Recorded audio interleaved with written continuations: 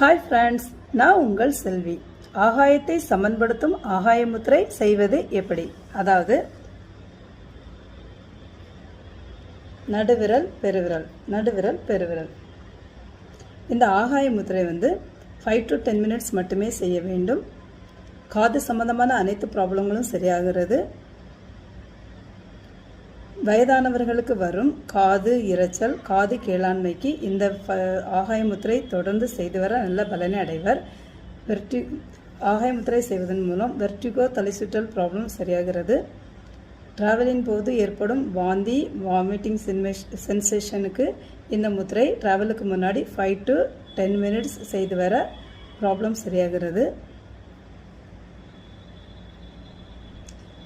ஃப்ளைட்டில் போகும்போது ஏற்படும் ஜெட் லாக் ப்ராப்ளம் சரியாகிறது.